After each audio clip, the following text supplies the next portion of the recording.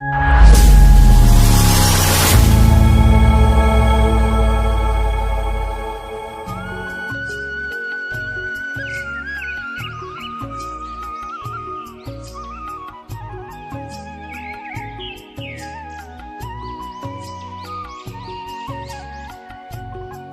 समय पहले की बात है।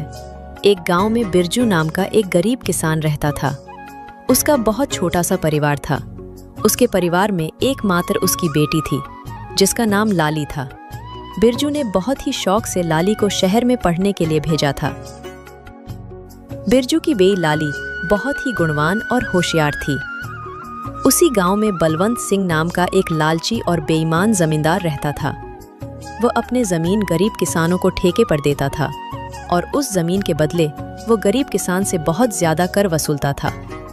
जमींदार बलवंत सिंह बहुत ही ज्यादा लालची था। वो गरीब किसानों को बहला फुसलाकर पहले तो अपनी जमीन ठेके पर देता और बाद में किसानों से ही शर्त रख देता था। इन गरीब किसानों की भी क्या जिंदगी है। बस 2 वक्त की रोटी के लिए दिन भर काम करते रहते हैं और पूरी जिंदगी 2 वक्त की रोटी के लिए तरसते रहते हैं। और मुझे देखो, मैं बस इन्हें आदेश देता हूं और समय आने पर सारी फसल हमारे गोदामों में भर जाती है और ये गरीब किसान हमारे आगे जी हुजूरी करते रहते हैं और हमारे सारा काम करते रहते हैं। इसे कहते हैं दिमाग हो तो बलवंत सिंह के जैसा, वरना ना हो। हाँ मालिक, आप तो यहाँ के जमींदार हैं और किसानों को अपनी मुट्ठी में रखते हैं। इनको कैसे इस्तेमाल करना है ये आप भली भांति जानते हो। मालिक, यहाँ क्या अगल बगल के और भी गांव पर आप ही का राज्य है। आपकी मर्जी के बिना तो एक पत्ता भी नहीं हिलता। इसीलिए तो मैं यहाँ का राजा हूँ। मैं इन बेवकूफ किसानों को ऐसी ऐसी शर्त पर जमीन उधार दे रखी है कि मेहनत ये करते हैं और फसल मैं अपनी मुट्ठी में कर लेता हूँ। आखिर इनकी औकात ही क्या है मेरे सामने। जमींदार अपने नौकर से ये सब बातें कर ही रहा होता है, तभी उसके पास एक बिरजू नाम का एक गरीब किसान आता है, जो बहुत दुखी और परेशान होता है। मालिक, मैंने सुना है कि आप किसानों को जमीन ठेके पर देते हो। अरे हाँ भाई, तुमने बिल्कुल ठीक सुना है। मैं अपनी जमीन किसानों को ठेके पर देता हूँ। तो मालिक, आप मुझे भी अपनी जमीन ठेके पर दे दीजिए। मैं भी आपकी जमीन पर 1 साल के लिए ठेके पे काम करना चाहता हूँ। मेरा नाम बिरजू है और मैं पास के ही गांव बसंतपुर में रहता हूँ।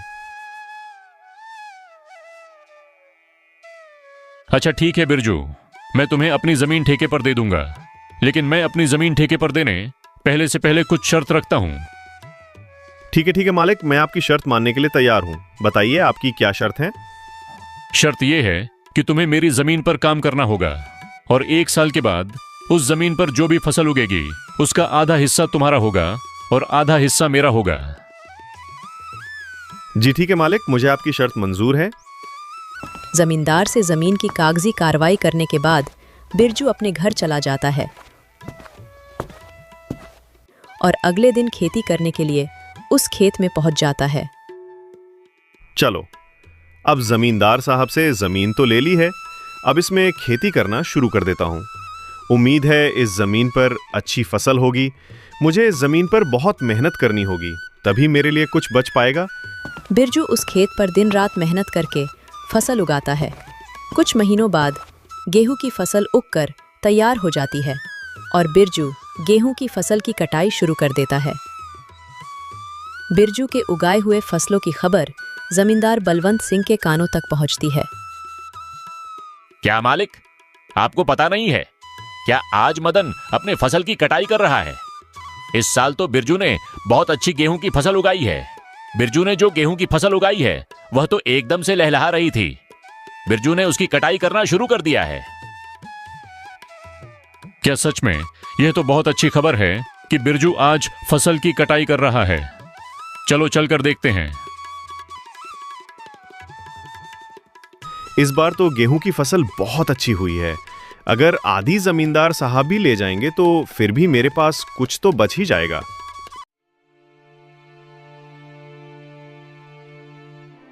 अरे बिरजू, तुमने तो फसल तैयार कर दिया और इस बार की फसल तो बहुत अच्छी लग रही है देखने में। हाँ मालिक, इस बार मैंने गेहूं की फसल लगाई है। इतनी अच्छी गेहूं की फसल उगाने के लिए इस बार मैंने अपना खून पसीना एक कर दिया है। मैंने दिन रात मन लगाकर इस खेत में बहुत मेहनत की है, तब जाकर इतनी अच्छी फसल हो पाई है। इसलिए अब तो मैंने कटाई भी शुरू कर दी है। अरे ओ बिरजू, ये तो मेरी उपजाऊ जमीन का कमाल है। तुम्हारी मेहनत से कुछ नहीं हुआ है। उपजाऊ जमीन के कारण इतनी अच्छी फसल हुई है। तुम्हारी मेहनत हो या ना हो, फसल तो अच्छी होनी ही थी। मालिक, खेत भले ही उपजाऊ हो, अगर उसमें मेहनत नहीं होगी तो फसल कैसे उगेगी? मैंने बहुत मेहनत की है इस खेत में। ज्यादा मत बोल बिरजू, मेहनत तो किराए के मजदूर भी करते हैं। असली कमाई का हकदार तो वही है जिसकी जमीन है। शर्त के मुताबिक जल्दी से मेरे फसल का आधा हिस्सा निकाल। चल जल्दी कर, मुझे बहुत सारे काम है, मुझे वापस भी जाना है। ये कहकर जमींदार बिरजू से सारी गेहूं की अच्छी फसल लेकर चला जाता है और खराब फसल बिरजू के पास छोड़ देता है, जिसे देखकर बिरजू मायूस हो जाता है। हे ईश्वर, इतनी जी तोड़ मेहनत करने के बाद बस इतनी सी फसल मेरे हाथ आई है। हम गरीबों को लोग ऐसे ही लूटते हैं। इतनी मेहनत करने के बाद भी हमारे हाथ में कुछ नहीं आता है। हे ईश्वर, कब मेरी अपनी जमीन होगी? बिरजू इसी तरह अपनी जिंदगी काट रहा था।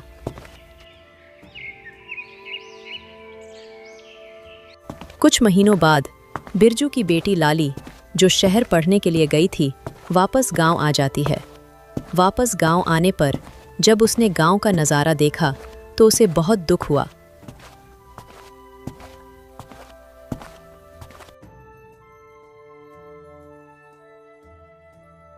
पिताजी, हमारे गांव का ऐसा हाल क्यों है? गांव के सभी लोग दुखी और परेशान नजर आ रहे हैं। आखिर बात क्या है? लाली बेटा, इस गांव में गरीब किसान की यही किस्मत है। जमींदार बलवंत सिंह जैसे लोग हमारी गरीबी का फायदा उठाते हैं। मेहनत हम करते हैं और उसका फायदा जमींदार बलवंत सिंह जैसे लोग खा जाते हैं। हमारे पास ना अपनी जमीन है और ना अधिकार। हम गरीब किसान बस मेहनत करते हैं और भूखे रहते हैं। किसानों की ऐसी दयनीय स्थिति को सुनकर लाली बहुत दुखी हो जाती है। पिताजी, आप चिंता मत कीजिए। अब मैं आ गई हूँ और यह अन्याय अब और नहीं चलेगा। आज से मैं आपके साथ खेतों में काम करूंगी और उस लालची जमींदार को उसी की शर्तों में बांध दूंगी। मालिक, अब से मैं पिताजी के साथ खेतों में काम करूंगी। अगले ही दिन लाली जमींदार बलवंत सिंह के यहाँ पहुंच जाती है। अरे लाली, तुम यहाँ कहो, क्या बात है? मुझे ठेके पर कुछ जमीन चाहिए। तुम तो एक लड़की हो, अब तुम खेती करोगी? अरे तुम अभी बच्ची हो, तुम्हारे अंदर इतना दम नहीं है। तुम पढ़ी लिखी लड़की हो, खेती नहीं कर पाओगी। नहीं मालिक, ऐसा मत बोलिए। भले ही मैं पढ़ी लिखी हूँ, मगर हूँ तो एक किसान की बेटी ही ना। खेती करना मुझे अच्छी तरह से आता है। अच्छा चलो ठीक है, तुम्हारी बात मैं मान लेता हूँ। वैसे भी काम का क्या रह गया है? पढ़ लिख कर तो सभी ऐसे ही बेरोजगार घूम रहे हैं। आपका बहुत बहुत धन्यवाद मालिक। अरे धन्यवाद बाद में दे देना, पहले मेरे नियम और शर्तें को सुन लो। आपकी क्या शर्त है मालिक, बताइए। जमींदार बलवंत सिंह, ये तो बच्ची है। इस बार कुछ ऐसी शर्त बता देता हूं जिससे इसकी सारी फसल मेरी हो जाएगी। वैसे भी इसके पिता बिरजू हर साल गेहूं ही लगता है, तो ये भी गेहूं ही लगाएगी।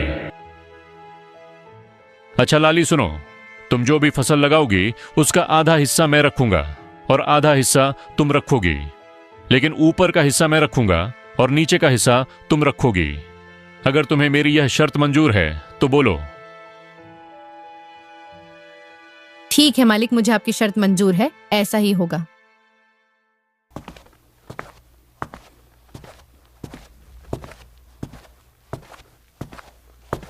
अगले दिन से लाली अपने पिता के साथ खेतों पर काम करना शुरू कर देती है। लाली ने इस बार धान की बजाय आलू की फसल लगाई और कुछ महीने बाद फसल तैयार हो गई। आलू की फसल इस बार बहुत अच्छी हुई थी। अब लाली और उसके पिता दोनों खेत से आलू की फसल निकालने लग जाते हैं।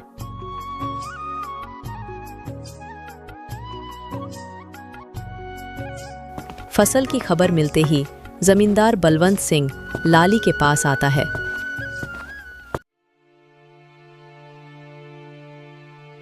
अरे लाली, शर्त तो याद है ना तुम्हें? हाँ हाँ मालिक, मुझे सब कुछ याद है। आधा आपका और आधा मेरा। और आपने कहा था कि ऊपर का हिस्सा आपका होगा और नीचे वाला का हिस्सा मेरा होगा। देखिए मालिक, इसने तो चालाकी कर दी। ये धान की फसल नहीं है, ये तो आलू की फसल है। अरे ये क्या लाली, इस बार तुमने आलू लगाया है? ये तो आप ही की शर्त थी मालिक, और आपने ही शर्त बताई थी, और अब आप ही शर्त मानने को तैयार नहीं है।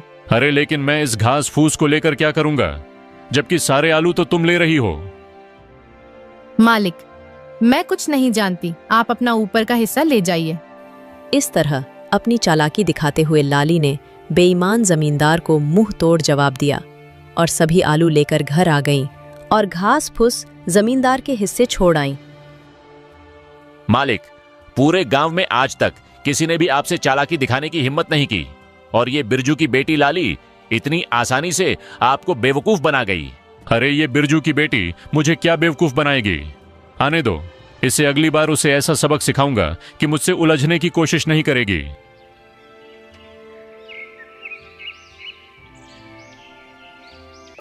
कुछ दिनों के बाद लाली दोबारा जमींदार के घर जाती है।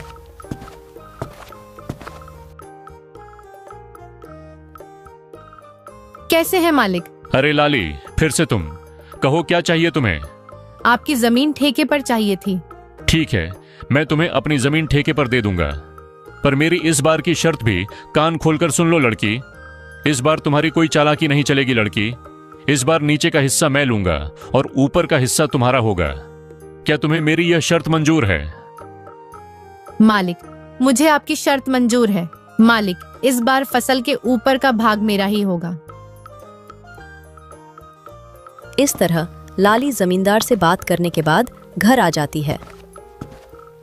इस बार भी लाली दोबारा खेती करने की तैयारी में जुट जाती है। लाली इस बार गेहूं की फसल लगाती है। कुछ दिनों बाद गेहूं की फसल काफी अच्छी उगाती है। अरे वाह, इस बार तो गेहूं की फसल खूब अच्छी दिख रही है। मजा आ गया। आने दो उस बेईमान जमींदार को, तब उसे मजा चखाती हूँ। कुछ दिनों के बाद जमींदार लाली के पास आता है। जैसे ही जमींदार लाली के खेत के पास पहुंचा तो गेहूं की फसल देखकर उसका तो दिमाग ही चकरा गया।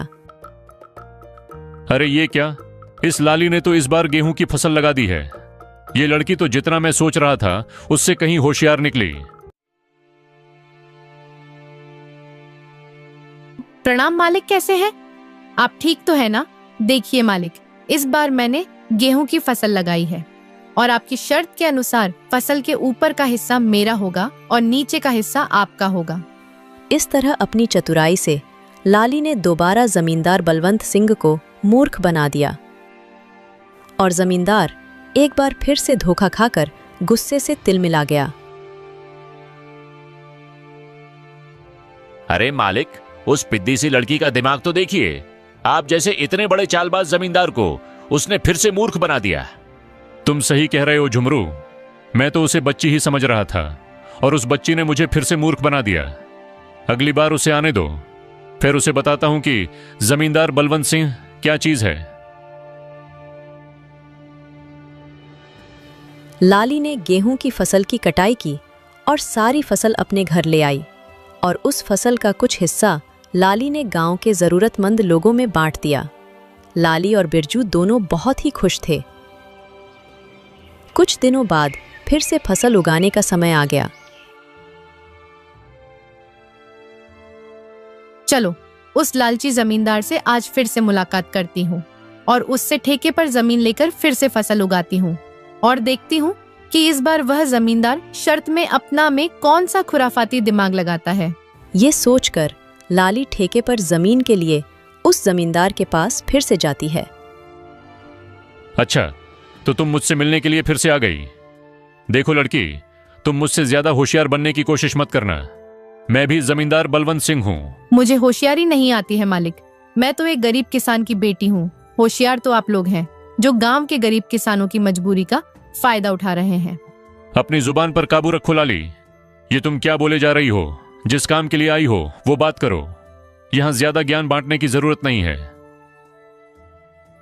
ठीक है मालिक, चलिए काम की बात करते हैं। मुझे इस बार भी आपकी जमीन ठेके पर चाहिए।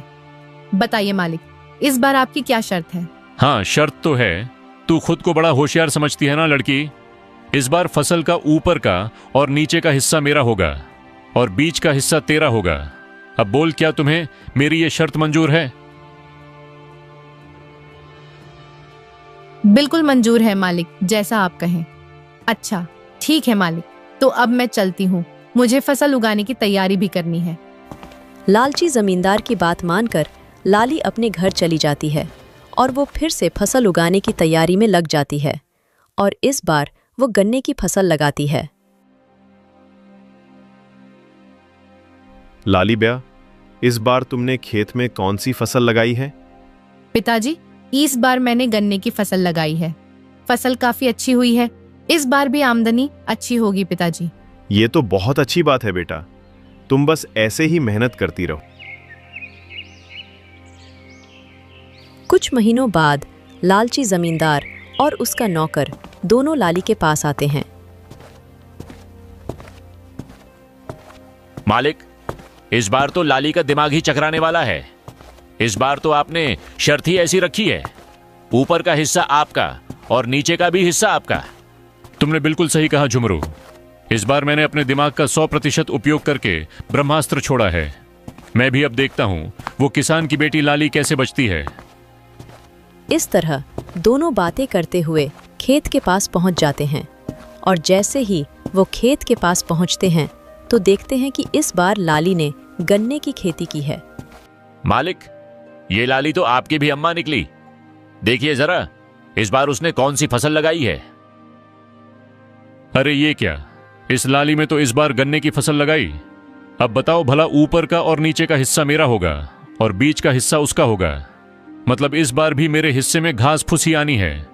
मैं इस बार भी बेवकूफ बन गया, मान गया इस किसान की बेटी के दिमाग को।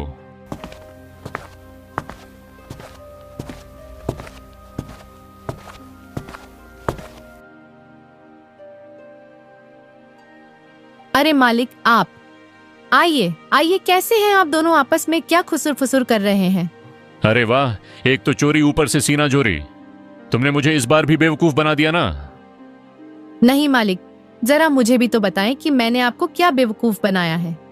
मालिक, आप तो गांव वालों को बेवकूफ बनाते हो। देखिए मालिक, इस बार मैंने गन्ने की फसल लगाई है और आपकी शर्त के मुताबिक इस फसल का ऊपर का और नीचे का हिस्सा आपका होगा और बीच का हिस्सा मेरा होगा।